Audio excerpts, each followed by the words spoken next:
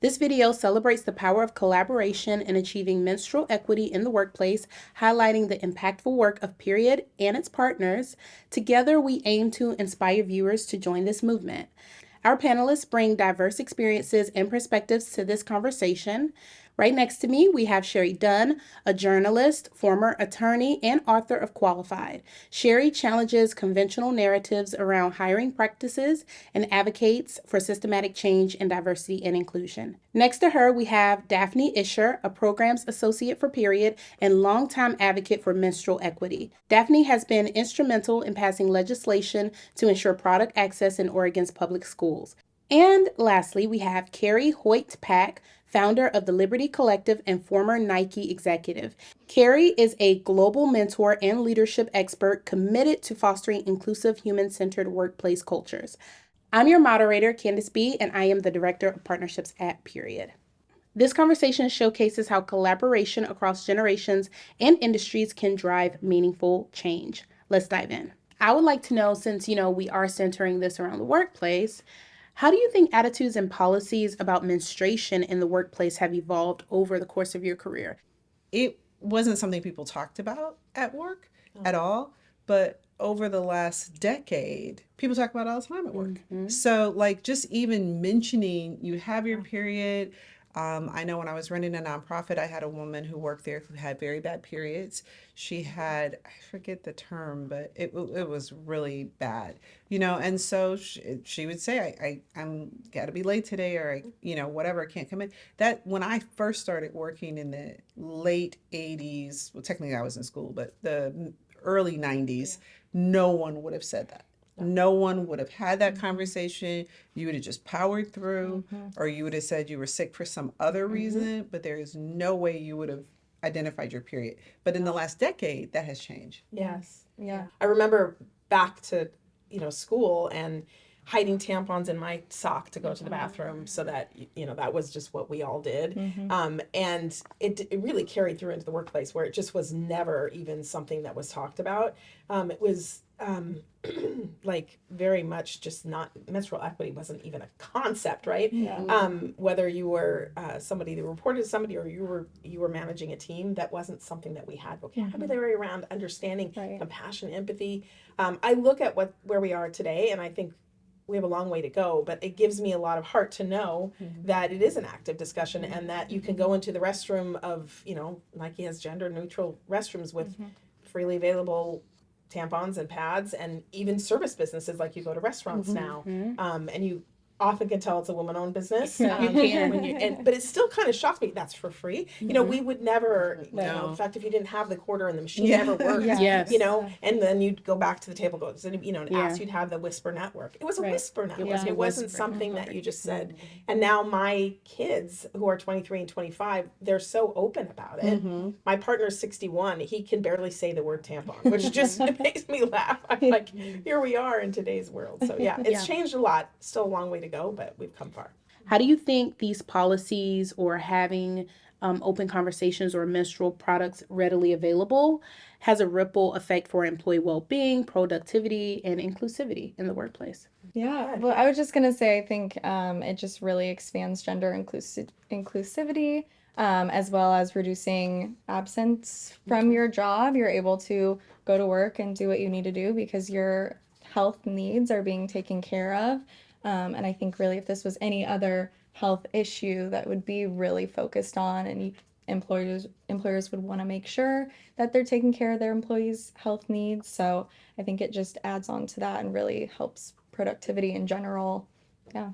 Yeah, well said. Thank you. Yeah, I think it's all going to help on what we need more of in the workplace, which is the work I do, which is empathy. So that's really, I just think of that as the attribute prime of any great leader. So if you think about someone, let's say I work with men and women, and if I can understand as a manager, if I'm a man, that pain management is a big part of somebody managing their menstrual health, and to have an empathy is like you feel with, right? And then compassion is you're doing something about it. So if we can build that muscle through, whenever we have policy, we also need to have understanding. And I think sometimes that's what's missing, is the why, and actually truly having a connection to others so you understand their perspective on it. That the partnership aspect with that Period can have with companies is to educate companies and give companies the cover that they need and the information that they need to resist pushback, because there is pushback to the recognition,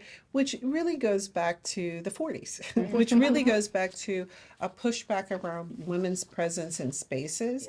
And the way you do that is by humiliating and shaming women out of spaces. And so Period can have a real role to play in fighting back and pushing back against these narratives that there is something wrong or something bad, or you have to make some kind of special accommodation, Right. you know, this kind of thing. That Period can really give employers a language that they need to push back against those who might be, you know, against the idea, which sounds crazy, but it's not crazy if you think your goal is to marginalize women, against the idea of wanting to hide these things back in the closet, you know? Right. And just going off your point, Period can really help set that tone of like how you speak about menstruation in the workplace, what that really means, just, you know, straight out there, just is what it is, not the kind of like secrecy and language that you might use other places. Period can come and be like, this is menstrual equity, this is what this means, this is what this looks like, and kind of just sets an overall tone for employers and their employees. As a former menstruator, you know, someone who is thoroughly into my menopause, it's weird. I started my period late, but I ended menopause quickly. It's the weirdest thing. It's like boom, boom, all done. And you know, I think that it's a shaming model, and I'm very concerned about a return to shame and its impact on women and their ability to financially support themselves and work. And women are shamed for getting their period, and they're shamed for ending their period. And so that is really, really problematic. And I think that women have to attach this issue from an advocacy, business, economic perspective, right?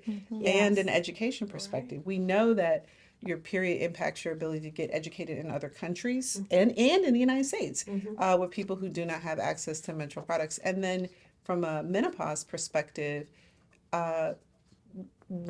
it takes women longer to be promoted in the workplace. So by the time most women reach senior executive roles, they are in perimenopause if they're not in menopause. And so, but they're ashamed to say so or to get any of the support they need. And I think we need to talk about this as a life cycle of being a woman. I want to end on this note. How do you think viewers can take this conversation, the things we've talked about, and apply it to their own lives in the workplace going forward?